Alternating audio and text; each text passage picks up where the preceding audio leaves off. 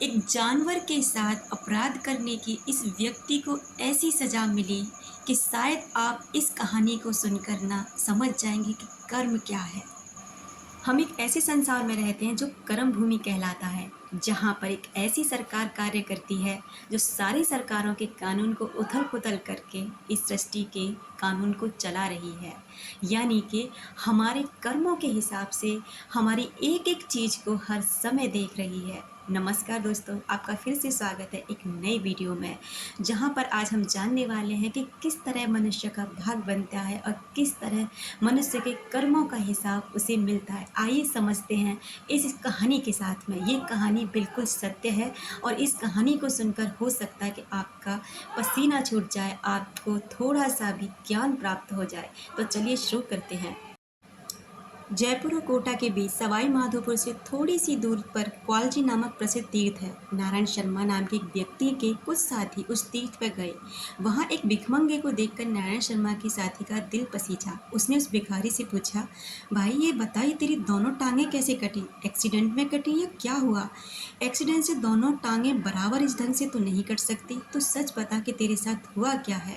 युवक ने आंसू बहाते हुए कहा, साहब मैंने अपने हाथ से ये दोनों टांगें काटी हैं। यह सुनकर नारायण शर्मा का वह साथी चकित रह गया। अपने पैर कोई जानबूझकर क्यों काटेगा? सच बताओ क्या हुआ है? लड़का बोला, साहब जरा मेरी कहानी सुनो। मैं गरीब घर का लड़का था, बकरी चराता था। मेरे स्वभाव में हिंसा थी और क्रूरता मेरे अंग अंग में भरी थी। कोई जीव जंतु देखता, पक्षियों को, जानवरों को देखता तो पत्थर मारता था। जैसे शैतान छोरे निर्दोष कुत्तों को देखकर पत्थर मारते हैं ना, पक्षियों को पत्थर मारे देते हैं, ऐसा मेरा शौक था।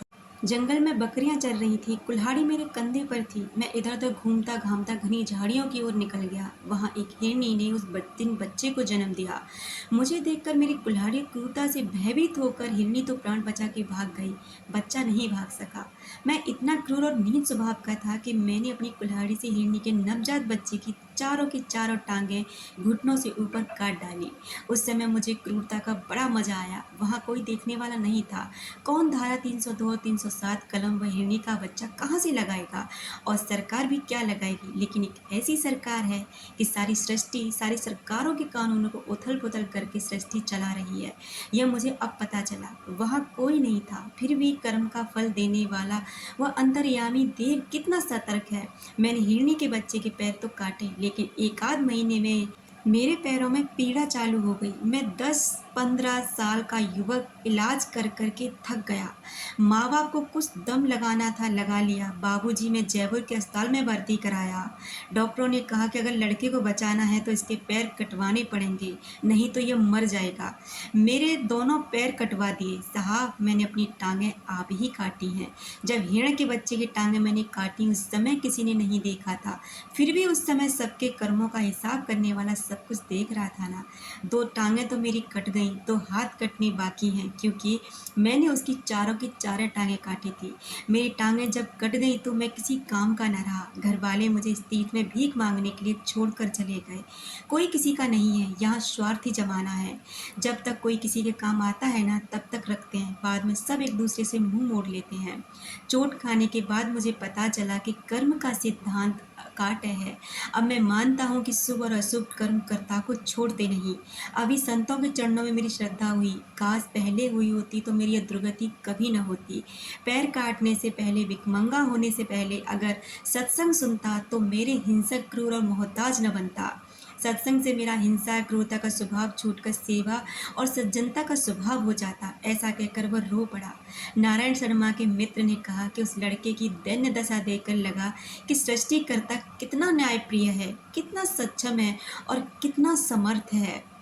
तो देखा दोस्तों आपने कि कर्म आपको कभी नहीं छोड़ते।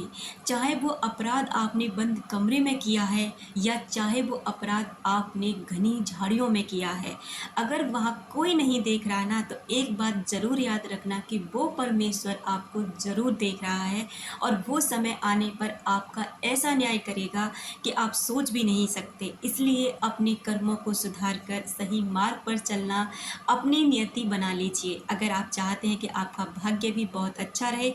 अगर आप चाहते हैं कि आप भी इस दुनिया में रहकर अच्छे और सुख शांति से अपना जीवन बिताएं, तो अपने कर्मों पर ध्यान दीजिए। उम्मीद करती हूँ ये वीडियो आपको अच्छा लगा होगा।